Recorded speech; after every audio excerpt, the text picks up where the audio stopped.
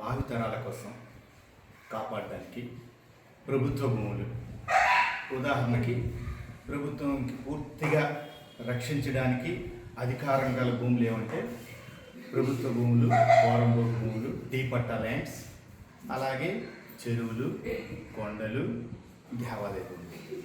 వీటి మీద సంపూర్ణ అధికారం రాష్ట్ర ప్రభుత్వానికి కానీ, సంబంధిత అధికారులకు కానీ, రెవెన్యూ శాఖ కానీ, కలెక్టర్ వారికి అందరికీ కూడా వీటిపై పరిపూర్ణమైన హక్కు భావి తరాల కోసం, భవిష్యత్ అవసరాల కోసం రక్షించాల్సిన బాధ్యత ప్రభుత్వానిదే. అయితే గత కొన్నేళ్లుగా పలాసలో కబ్జాలు జరుగుతున్నాయని ఆరోపణలు, సోషల్ మీడియాలో ఒకరి మీద ఒకరు విపరీతంగా ట్రోలింగ్స్, రకరకాలుగా ప్రెస్ మీట్స్, సోషల్ మీడియాలో మేము అది చేసాం, మీరు అది చేశారని చెప్పుకోవడం తప్పితే ప్రభుత్వ భూములను కాపాడే విధానం ఏం ప్రభుత్వానికి తెలీదా? మరి గౌరవ ఎమ్మెల్యే గారు వారు అధికారం ఉన్నారు కదా, వారికి తెలియదా కాపాడడానికి ఎలాంటి అవకాశం ఉంది, ఎలా కాపాడాలనేది వారికి తెలియదా? ప్రభుత్వ భూమిని కాపాడాలంటే పెద్ద విచిత్రమే ఉందా? సోషల్ మీడియాలోనూ అందరికీ తెచ్చి హడావిడి చేసి వాళ్ళ మీద వీళ్ళ మీద వాళ్ళు తిట్టుకోవడం, ఆరోపణలు, ప్రత్యారోపణలు ఇవన్నీ అవసరమా? నిజంగా స్థితప్రజ్ఞత ఉంటే ప్రభుత్వ భూములు కాపాడుకోవాలి, నిజంగా మనం ప్రభుత్వ భూములన్నీ కాపాడాలి అంటే రాజకీయాల్లో ఉంటాయి. అందరూ అక్కడ ఎక్కడో ఎవరు అవకాశాలు బట్టి వాళ్ళు అక్కడ చేశారు కబ్జా, ఇక్కడ చేశారు కబ్జా, అవన్నీ పక్కన పెడదాం. ఎవరు చేశారు, ఎవరు వ్యక్తిగతం అని పక్కన పెడదాం. నిజంగా మనకి ఈరోజు ప్రభుత్వ భూములు కాపాడాలంటే సొల్యూషన్ లేదా? గౌరవ ఎమ్మెల్యే గారికి తెలియదా ఎలా రక్షించాలో? తెలుసు. ఏంటి దీని మీద పెద్ద విచిత్రం? డీ పట్టా భూములు, ప్రభుత్వ భూములు. డీ పట్టా అంటే ఏంటి? డీకేటీ ల్యాండ్స్ అంటారు. డీకేటీ అంటే ఏంటి?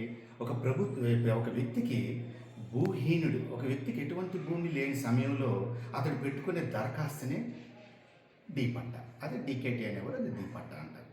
అది ఒక సెంటున్నర ఇచ్చే అవకాశం రాష్ట్ర ప్రభుత్వానికి కానీ ప్రభుత్వానికి కానీ ఉంది. అది పక్కన పెట్టాలి. ఇకపోతే ప్రభుత్వ భూములు, చెరువులు, కొండలు, దేవాదాయ భూములు, ఇవి ఎలా రక్షించుకోవాలి?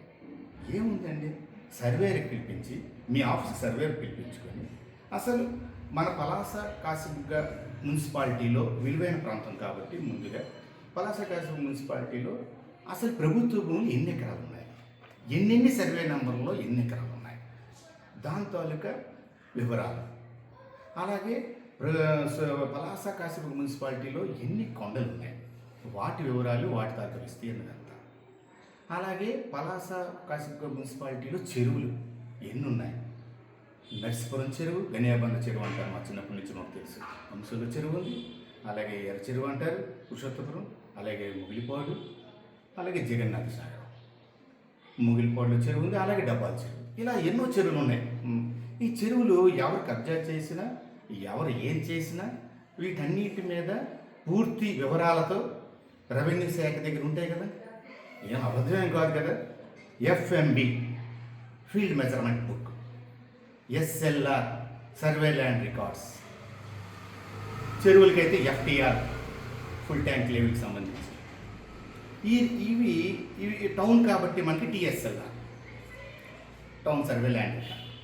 వీటిని వాళ్ళని అడిగితే పలానా సర్వే నెంబర్లో 2 ఎకరాలు 32 సెంట్లు, పలానా సర్వే నెంబర్లో 30 ఎకరాలు, పలానా సర్వే నెంబర్లో 20 సెంట్లు ఉందని, ప్రభుత్వ భూమి ఉందని, పలాస మున్సిపాలిటీలో టోటల్గా ఒక 100, 200, 50 ఎకరాలు ఉంది, డీటెయిల్స్ పూర్తిగా వస్తుంది. మీకు నిజంగా స్థితప్రజ్ఞత ఉంటే మీరు చెయ్యాలనుకుంటే ఆరోపణ, ప్రత్యారోపణ ఇది అవసరమా? వాళ్ళ మీద వీళ్ళ మీద వాళ్ళు తిట్టుకోవడం ఇది ఏంటిది? ప్రజలేమైనా అమాయకులు అనుకుంటున్నారా? వీళ్ళందరూ ఒకటే అని అనుకుంటున్నారు. మీరు నిజంగా స్థితప్రజ్ఞత ఉంటే చెయ్యండి. ఏం చేయాలి? రాజకీయాలు, ఎవరు కబ్జా చేశారు అవన్నీ పక్కన పెడదాం. నిజంగా పలానిగో ఇన్ని ఎకరాల భూమి, ఇన్ని సర్వే నెంబర్ ఉంచండి, ఏంటి ఫెన్సింగ్ వేయండి. నర్సీపురం చెరువు ఉదాహరణకి 14 ఎకరాలు 55 సెంట్లు, నాకు తెలిసిన రికార్డు ప్రకారం. కరెక్ట్, మీరు రికార్డు వెరిఫై చేయండి. 14 ఎకరాలు 55 సెంట్లకి ఫెన్సింగ్ వేయండి. జగన్నాథ్ సాగరం 60 ఎకరాలు 61 ఎకరాలు ఉంది కదా, దానికి కూడా ఎఫ్ఎంబి ఫీల్డ్ మెజర్మెంట్లో స్కెచ్ ఉంటుంది కదా, యాజ్ పర్ స్కెచ్ ప్రకారం కంచి వేయండి. కొండలకు కూడా కంచి వేయండి. అక్కడ తర్వాత కంచి వేసి అక్కడ బోర్డు పెట్టండి, ఫెన్సింగ్ వేసి ఫెన్సింగ్ ప్రతి ఒక సెంటు భూమి, ప్రభుత్వ భూమి ఉన్నా కంచి వేసి అక్కడ బోర్డు పెడితే ఒక హెచ్చరిక, ఇది ప్రభుత్వ భూమి, దీన్ని కబ్జా చేస్తే శిక్షార్హులు. ఎవరైనా చేస్తారా? కరెంట్ షాక్ కొట్టేలాగా ఉండాలి. నిజంగా మనం చేయాలి అంటే ఇది పద్ధతి. ఈ పద్ధతిలో చేస్తున్నాము మనం. దేవాదాయ భూములు, దేవాదాయ భూమి ఎవరు చేయాలి? అది కూడా ప్రభుత్వానికి సంబంధించిందే కదా. శ్రీకాకుళంలో ఎండోమెంట్ ఆఫీసర్ ఉన్నారు కదా, దానికి సెస్ఎల్ఆర్, ఎఫ్ఎంబి. తర్వాత రూల్ 10 అని ఒక బుక్ ఉంటుంది. Rule 10 book very important. ఏ దేవాదాయ భూమి అయినా సరే ఆ రూల్ 10 బుక్లో ఖచ్చితంగా ఎంట్రీ ఉంటాయి. ఆ రూల్ 10 బుక్ ప్రకారం పలాసగాజు మున్సిపాలిటీలు ఎన్ని ఎకరాల దేవాదాయ భూములు ఉన్నాయో ఆ దేవాదాయ భూములన్నిటికీ కంచేయండి, చెరువులన్నిటికీ కంచేయండి, కొండలకు కూడా మార్కింగ్ చేసి కంచి వేయండి.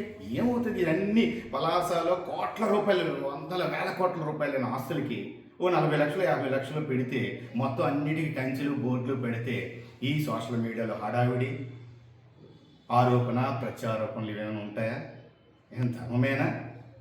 చేయొచ్చు కదా. వాడు శ్రీధర్ అడుగుతున్నాడని ఏం చేస్తున్నారు మీ మనుషులు, ఎమ్మెల్యే గారు కొంతమంది మనుషుల చేత మా అమ్మగారికి 79 సంవత్సరాలు, నేను నా కుటుంబ సభ్యుల మీద ఇష్టానుసారంగా సోషల్ మీడియాలో బూతులు తిట్లు పెట్టి రకరకాలుగా నన్ను పెడుతున్నారు. మీరు ఒకటి గమనించాలా, దువ్వాడ శ్రీధర్ బాబా అనేవాడు ఈ ఊర్లో పుట్టాడు, స్థానికుడిని, ఇక్కడ పెరిగాను, చదివాను, ఒక స్థాయిలో ఉన్నాను. ఖచ్చితంగా నా ఊరి కోసం నేను అడుగుతాను. మీరు ఎలాంటి బెదిరింపులు అదిరింపులు చేస్తే బెదిరిపే వ్యక్తి కాదు దువ్వాడ శ్రీధర్. కానీ నాకు ఒక స్థితప్రజ్ఞత ఉంది. నేను దాదాపు 25-30 ఏళ్ళుగా చూస్తున్నాను. ఎంతోమంది రాజకీయ నాయకులతో తిరిగాను, నాకు తెలుసు. ఏ రోజు కూడా దువ్వాడ శ్రీధర్ అనేవాడు ఫేస్బుక్లో కానీ సోషల్ మీడియాలో కానీ ఒక వ్యక్తిని నేను ఎప్పుడైనా తిట్టానా? ఒక వ్యక్తిని ఎప్పుడైనా కామెంట్ చేశానా? ఒక్కరోజు మీరు నిరూపించండి. 25 ఏళ్ళు ఏ రోజు కూడా యువని ఉంటే విమర్శ, నేను ఒక ఆరోపణ చేస్తే దానికి ఒక కౌంటర్ ఇవ్వాలి. నేను ఎమ్మెల్యే గారిని అడిగానంటే నా మీద, నా అమ్మగారి మీద, నా కుటుంబ సభ్యుల మీద నన్ను తిడతారంట. అంటే మీరు తిడితే భయపడిపోతానా? ఇంకా గట్టిగా పనిచేస్తాం, చాలా గట్టిగా అడుగుతాం, వాస్తవాలే అడుగుతాం, కక్షలు కార్పణ్యాలు ఉండవు. ఇది నిజాన్నే చెప్తా, ఇది ఖచ్చితంగా నేను చెప్పింది నిజం. సరే, ఇది నేను ఇప్పుడు చెప్పాల్సిన అవసరం లేదు. అది మీరేం రాయించుకున్నా ఏం పెట్టించుకున్నా డోంట్ కేర్, నేను చూడను. నాకు ఈ ఏరియాలో పలాసలో ప్రతి ప్రాంతంలో కూడా ప్రతి వీధిలో కూడా నన్ను అభిమానించే మనుషులు ఉన్నారు. నేను సైగ చేస్తే కానీ ఆ సంస్కృతి నాది కాదు. నేను ఒకవేళ ఎక్కడికి తిరిగినా, నేను ఏ కార్యక్రమం చేసినా నా సొంతంగా నా ఫేస్బుక్ అకౌంట్లో, నా సోషల్ మీడియాలో, నాకున్న గ్రూపుల్లో నేనే పెట్టుకుంటాను. నాతో తిరిగిన మిత్రులు కానీ నా అనుచరులు కానీ పెట్టొద్దు అని చెప్తారు.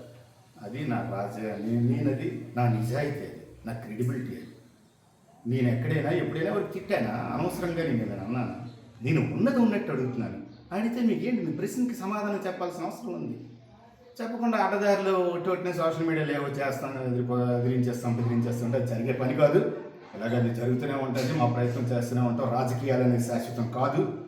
5 ఏళ్ళు అటు 5 ఏళ్ళు ఇటు 5 ఏళ్ళు, 5 ఏళ్ళే కుర్చీ, అప్పుడే 2 ఏళ్ళు అయిపోయింది, మరో 3 ఏళ్ళు. తలుచుకుంటే ఏమైనా చేయొచ్చు. క్వశ్చన్ అడిగాం, దానికి ఆన్సర్ కరెక్టే కదా. నేను అడిగిన క్వశ్చన్ కరెక్ట్ అయితే దానికి ఖచ్చితంగా మీరు చెప్పాలి.